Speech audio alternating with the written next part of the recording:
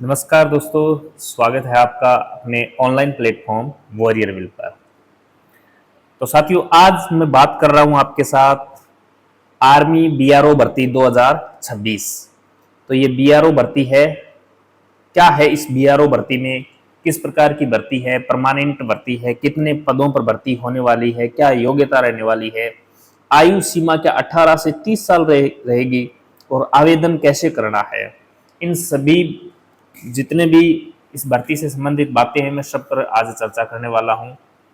देखिए, ये border road organisation होता है, बीआरओ, बॉर्डर रोड ऑर्गेनाइजेशन की भर्ती है। आर्मी के अंदर ये परमानेंट भर्ती है, ये आपको ध्यान रखना है, परमानेंट भर्ती है ये बॉर्डर रोड ऑर्गेनाइजेशन। और कितने पदों पर होने वाली है, योग्यता क्या रहने वाली है और आयु सीमा। जितने भी मेरे साथी हैं जो आर्मी के अंदर ओवर एज हो चुके हैं तो उनके लिए बहुत ही शानदार वैकेंसी है ये। आर्मी के अंदर जो ओवर एज हो जाते हैं बच्चे, उनके लिए ये भर्ती आर्मी ही कंडक्ट कराती है इस भर्ती को, बीआरओ से संबंधित है। इसके अंदर ग्रिप सेंटर मिलता है, यानी जनरल रिजर्व इंजीनियर फोर्स होती है ना, इसके तहत ये बीआरओ भर्ती करवाता है। और ये परमानेंट भर्ती है और केवल लड़कों के लिए, ये मैं पहले ही बता देता हूँ, ये ओनली फॉर बॉयज़ के लिए है, गर्ल्स के लिए ये भर्ती नहीं होती है, ओनली फॉर बॉयज़ के लिए भर्ती होती है। और जिनकी एज, यानी जिनकी आर्मी के अंदर जो बच्चे ओवर एज हो चुके हैं उनके लिए बहुत ही शानदार वैकेंसी है, परमानेंट भर्ती है। तो चलिए मैं इसके बारे में आपको एक एक पॉइंट से संबंधित जो भी बातें हैं उन सभी की चर्चा करता हूं मैं। किस प्रकार आपको आवेदन करना है, क्या इसके अंदर योग्यता रहने वाली है और किस प्रकार की भर्ती रहने वाली है, फिजिकल होगा या नहीं होगा, पेपर के अंदर सिलेबस क्या रहने वाला है, सभी के ऊपर मैं चर्चा करने वाला हूँ। तो चलो शुरुआत करते हैं इस भर्ती से संबंधित। तो ये आर्मी बीआरओ भर्ती 2026 है, तो इसके फॉर्म फिलहाल स्टार्ट हो रखे हैं, तो आप भी इसके अंदर आवेदन कर सकते हैं। बहुत शानदार जॉब है, कंपटीशन भी बहुत कम है, ये भी ध्यान रखना, बच्चों को पता ही नहीं चलता और किसी को पता चल जाता है तो इसके अंदर फॉर्म भी अप्लाई नहीं करते हैं, क्योंकि इसके अंदर जो फॉर्म की प्रक्रिया ना वो ऑफलाइन है, ऑनलाइन नहीं है। तो ऑफलाइन भर्ती होने की वजह से इसके अंदर कंपटीशन बहुत कम रहता है, बच्चे फॉर्म भरते नहीं हैं। तो मेरी आपसे यही रिक्वेस्ट है कि आप इस फॉर्म को जरूर भर देना, जो बच्चे आर्मी के अंदर ओवरेज हो चुके हैं। बहुत शानदार जॉब है और वही बच्चे जाते हैं जो आर्मी का सपना देखते थे और जिस किसी प्रकार से उनका आर्मी के अंदर सिलेक्शन नहीं होता है, वे बच्चे इसके अंदर अपना फॉर्म अप्लाई करते हैं। तो चलिए सबसे पहले मैं शुरुआत करता हूं आर्मी बीआरओ भर्ती 2026 किस प्रकार का इसका आवेदन नोटिफिकेशन है, मैं उसकी चर्चा कर लेता हूं। देखिए, इसके अंदर सबसे पहले आपको दिखाई दे रहा होगा, ये इसका नोटिस है जो आपको मैं टेलीग्राम पर डाल दूंगा। अपना जो टेलीग्राम है वो इस वीडियो के डिस्क्रिप्शन में लिंक दिया गया है, उसके अंदर मैं ये पूरा नोटिस डाल दूंगा। किस प्रकार के इसके अंदर आपको आवेदन की प्रक्रिया बताई गई है, कितने पद हैं, किस जो पोस्ट है या ट्रेड है उसके कितने पद हैं, और नीचे इसके फॉर्म भी है। आपको जो फॉर्म ऑफलाइन भरना है ना, वो फॉर्म भी इसके अंदर साथ में अटैच है। तो आप फॉर्म, ये इसका ऐसा फॉर्म अगर आप डाउनलोड करना चाहते हो तो टेलीग्राम को ज्वाइन कर लेना, मैं उसके ऊपर इसको डाल दूंगा। सबसे पहले मैं आपसे बात कर रहा हूं कि ये जितने भी ट्रेड है ना, इस ट्रेड के अंदर कितनी कितनी पोस्ट रहने वाली है, क्या रहने वाला है, तो मैं आपको बता देता हूं। सबसे पहले आपको दिखाई दे रहा होगा ड्राफ्ट्समैन के बारे में, एक नंबर पर है ड्राफ्ट्समैन। इसके अंदर देखो, जनरल की 24 सीटें हैं, एससी की 5, एसटी की 2, ओबीसी की 10 और ईडब्ल्यूएस की 1, इस प्रकार टोटल 42 सीटें किसकी हैं, ड्राफ्ट्समैन की हैं। हिंदी टाइपिस्ट की, हिंदी जिस बच्चे की हिंदी के अंदर टाइपिंग अच्छी है उसके लिए भी पोस्टें हैं, देखो टोटल 10 पोस्टों के बारे में वैकेंसी है। स्टोर कीपर टेक्निकल की, एसकेटी बोलते हैं अपन इसको, इसके अंदर 300 वैकेंसी है, देखो अच्छी खासी वैकेंसी है एसकेटी की।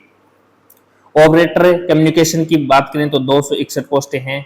वहीं आगे ऑपरेटर एक्सिकेटिंग मशीनरी की बात करें, जिसे OEM के रूप में लिखा गया है, इसकी बात करें तो 207 पोस्टें हैं। और इलेक्ट्रिशियन की बात करें तो 79 पोस्टें हैं।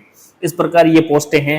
टोटल पोस्टों की बात करूं मैं तो इसके अंदर ध्यान रखना 899, यानी 899 पदों पर ये भर्ती है, लगभग 900 ही मानो तो 900 पदों पर ये भर्ती है, अच्छी खासी वैकेंसी है। तो इसके अंदर फॉर्म जरूर अप्लाई कर देना आप। इसके अलावा मैं आपको बता देता हूं इसके अंदर आयु सीमा क्या रहने वाली है। तो देखिए, आयु सीमा के अंदर इसको सबसे पहले फॉर्म फॉर्म कब तक भरे जाएंगे, तो इसके अंदर फॉर्म भरने की जो प्रक्रिया है ना वो ऑफलाइन है, ये ऑफलाइन फॉर्म प्रक्रिया है, ध्यान रखना। बहुत कम बच्चे इसके अंदर फॉर्म अप्लाई करते हैं। तो देखिए, एक तो है 4 जुलाई 2026, एक है 19 जुलाई 2026। तो देखिए, जितने भी ये ऐसे स्टूडेंट हैं जो आसाम, मेघालय और अरुणाचल प्रदेश, मिजोरम, मणिपुर, जम्मू कश्मीर इस प्रकार के स्टेट से आते हैं ना, उनको फॉर्म भरने की अंतिम डेट दी गई है 19 जुलाई 2026। तो अभी भी आपके पास काफी सारा टाइम पड़ा है, 19 जुलाई 2026 तक आप इसका ऑफलाइन फॉर्म भर सकते हैं। इसके अलावा जितने भी स्टेट के बच्चे हैं ना, उनको 4 जुलाई तक फॉर्म अप्लाई करना है। कब तक है? 4 जुलाई तक फॉर्म अप्लाई करना है। तो आपके पास भी टाइम पड़ा है। 4 जुलाई से पहले पहले आपको, मैं तो कहता हूँ 1 जुलाई से पहले पहले फॉर्म अप्लाई कर देना, ताकि आपका फॉर्म सेंटर तक पहुंच जाए, क्योंकि ऑफलाइन फॉर्म है, वो बाई पोस्ट ऑफिस से आपको अप्लाई करना पड़ेगा इसको। तो 4 जुलाई लास्ट डेट है, 1 जुलाई तक आप इस फॉर्म को अप्लाई कर देना। तो ये फॉर्म भरने की डेट है, याद रखना, 19 जुलाई किसके लिए और 4 जुलाई किसके लिए है। इसके अलावा मैं बात करता हूं एज की। तो एज 18 से 27 साल इसके अंदर आयु सीमा दी गई है, 18 से 27 साल इसके अंदर आयु सीमा दी गई है। इसके अलावा कैटेगरी वाइज इसके अंदर छूट भी दी गई है। छूट की बात करें तो ओबीसी के अंदर 3 साल की छूट है, इसके अंदर ओबीसी के अंदर 3 साल की छूट है, वहीं एससी और एसटी के अंदर 5 साल की छूट है। इस प्रकार इसके अंदर एज की छूट भी दी गई है। तो 18 से 27 साल इसकी एज है। और जनरल के अंदर इसकी देखो कहां से कहां तक है, 1999 से 2008, ओबीसी के अंदर 1996 से 2008 और एससी एसटी की 1994 से 2008 है। इस प्रकार इसके अंदर आयु सीमा दे रखी है। इसके अलावा आयु के अंदर छूट है वो कैटेगरी के अनुसार, ओबीसी के अंदर 3 साल, एससी एसटी के अंदर 5 साल दी गई है। तो अच्छी खासी आयु सीमा भी है, आप इस फॉर्म को अच्छी तरीके से अप्लाई कर सकते हो। आगे बात करते हैं इसके कैटेगरी वाइज पोस्टिंग कितनी है। तो ये कैटेगरी वाइज पोस्टें हैं, ड्राफ्ट्समैन की कितनी है, हिंदी टाइपिस्ट की कितनी है, तो मैं थोड़ा सा आगे निकाल लेता हूं। यहाँ देखो, ड्राफ्ट्समैन की बात करें तो कैटेगरी वाइज हैं, ये पोस्टें दी गई हैं। वहीं स्टोर कीपर की बात कर लो और इलेक्ट्रीशियन की बात कर लो। ये क्या है, जितने भी कैटेगरी है, कैटेगरी वाइज वैकेंसियों का विभाजन किया गया है। तो आप, मैं तो कहता हूं इनको देख लेना, ये लगभग सभी कैटेगरियों में अच्छी खासी वैकेंसियां हैं, और फॉर्म को अप्लाई कर देना। आगे बात करते हैं आयु सीमा से संबंधित इसके अंदर क्या रोल रहने वाला है, तो मैं आपको बता देता हूं। एज रिलेशनशिप बात करूं तो देखो, ये देखो, जनरल के अंदर कोई एज की छूट नहीं है, जबकि एससी एसटी के अंदर 5 साल की छूट दी गई है, और ओबीसी के अंदर है। अदर बैकवर्ड क्लास की बात करें तो ओबीसी के अंदर 3 साल की छूट दी गई है। तो अच्छी खासी एज की छूट दी गई है। एक्स सर्विसमैन को छूट दी गई है, और एक्स अग्निवीर को भी छूट दी गई है। अच्छी वैकेंसी है, देखो सभी को छूट दी गई है। फॉर्म को अप्लाई जरूर कर देना आप। इसके अलावा अगर किसी का रिलेशन बनता है तो उसको 15% की छूट दी जाएगी पेपर के अंदर। एनसीसी सी सर्टिफिकेट के 10% नंबर मिलेंगे, एनसीसी बी सर्टिफिकेट को 5% नंबर मिलेंगे। इसके अलावा देखो, अलग अलग जितने भी स्पोर्ट्स कोटा किसी के पास, उसको भी 5% का कोटा मिलने वाला है। तो इस प्रकार जिसके पास है, जितनी सुविधा होगी उसके अनुसार उसको छूट मिलने वाली है। नेक्स्ट मैं बात करता हूं फॉर्म को अप्लाई करना है। फॉर्म को अप्लाई करने की जो फीस है वो 50 रुपीज रखी गई है। कितनी रुपीज रखी गई है? 50 रुपीज ईडब्ल्यूएस के लिए और ओबीसी के लिए। बाकी एससी एसटी के लिए और शेड्यूल कास्ट हैं उनके लिए 0 रुपया फीस रखी गई है। तो फीस कोई ज्यादा नहीं है, फॉर्म को जरूर भर देना आप। इसके अलावा मैं बात करता हूँ क्वालिफिकेशन यानी योग्यता। तो योग्यता देखो, हर जगह 10+2 रखी गई है इसके अंदर, हर जगह 10+2 है। इसके अलावा कुछ इलेक्ट्रीशियन वगैरह की पोस्टें हैं जहाँ ट्रेड है, उसके अंदर आपको, अगर आपकी आईटीआई की हुई है तो उसके अंदर आईटीआई का आपको बहुत बेनिफिट रहने वाला है।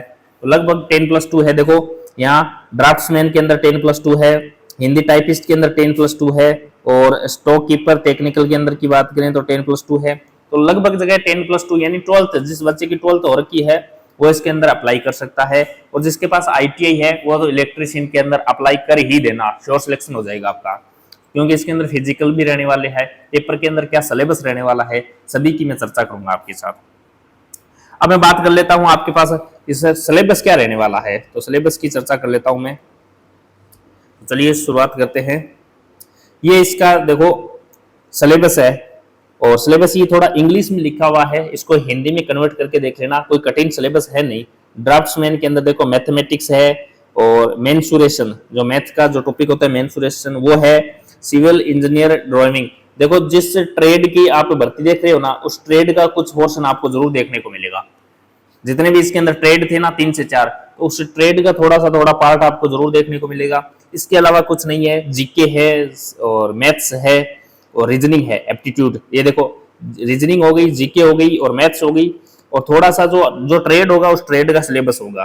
तो आपको ये बुक भी मिल जाएगी कहीं पर, तो इसको आप फॉर्म को अप्लाई जरूर कर देना। जो भी आपका ट्रेड होगा उस ट्रेड के अकॉर्डिंग आपको सिलेबस देखना है, उसके अकॉर्डिंग आपको तैयारी करनी है। हिंदी टाइपिस्ट की बात करें तो ये देखो, ये 12th लेवल की हिंदी और इंग्लिश इजी आने वाली है। हिंदी इंग्लिश के अलावा ग्रामर की बात कर रहा है, ये इंग्लिश की बात कर रहा है, जीके की बात कर रहा है, और यहाँ देखो अर्थमेटिक, क्वेश्चन ऑफ अर्थमेटिक की बात कर रहा है, जीके की बात कर रहा है। और ये नॉर्मल थोड़ा सा क्या है, प्रत्येक ट्रेड का इसके अंदर सिलेबस दिया गया है। स्टोर कीपर टेक्निकल की बात करें तो इसके अंदर ये सिलेबस रहने वाला है। ये ऑपरेटर कम्युनिकेशन की बात करें तो ये सिलेबस रहने वाला है। और यही मशीनरी की बात करें और इलेक्ट्रिशियन की बात करें तो ये इसका ये सिलेबस रहने वाला है। तो आपने जो ट्रेड आप अप्लाई करते हो उस ट्रेड के अकॉर्डिंग सिलेबस देख के आपको तैयारी करनी पड़ेगी, तभी जाके ये पेपर पास होगा आपका। इसके अलावा मैं बात कर लेता हूं और इसके अंदर क्या रहने वाला है। अगर इसको फॉर्म को अप्लाई करना चाहते हो तो नीचे ये फॉर्म है, मैं दिखा देता हूं आपको क्या क्या आपको भरना है, भर के आपको फॉर्म को अप्लाई करना है। एक्स सर्विसमैन के लिए अलग से छूट दी गई है इसके अंदर। चलो फॉर्म के अंदर मैं दिखा देता हूं आपको। ये देखो फिजिकल रहने वाला है, फिजिकल के अंदर मिनिमम हाइट दी गई है। देखो मिनिमम हाइट 158, 152, 162.5, 157, 157, इस प्रकार ये फिजिकल से संबंधित आपको ये वेट दिया गया है। ये वेट होना चाहिए मिनिमम, कम से कम इतना होना ही चाहिए। इसके अलावा आप फॉर्म अगर अप्लाई करना चाहते हो तो टेलीग्राम ज्वाइन कर लेना। टेलीग्राम के अंदर आपको ये पीडीएफ है वो अपलोड कर दूंगा। ये फॉर्म का फॉर्मेट है, इसको निकलवाना है। निकलवा के इसके अंदर देखो यहाँ पर आपको फोटो चिपकवानी है, और इसके अंदर आपका नाम वगैरह जो भी इसके अंदर पूछ रखा है वो सब आपको भरना है। भर के आपको अप्लाई करना है। जो जो चीजें हैं, क्या कौन से स्टेट से आते हो, क्या पिन कोड है, क्या एड्रेस है आपका, सब कुछ, कौन सा ट्रेड है आपका, वो ट्रेड भरना है इसके अंदर। ये पूरा फॉर्म आपको अप्लाई करना है, और इसके अंदर फॉर्म को भरकर आपको बाई पोस्ट क्या करना है, इसको फॉर्म को आप पोस्ट करना है। याद रखना लास्ट डेट है उससे 3 से 4 दिन पहले ही अप्लाई कर देना, ताकि आपका ये फॉर्म है वो सही जगह तक पहुंच जाए। एडमिट कार्ड सबका आएगा, ये ध्यान रखना। इसके अंदर कोई मिनिमम क्वालिफिकेशन नहीं है, कुछ नहीं है।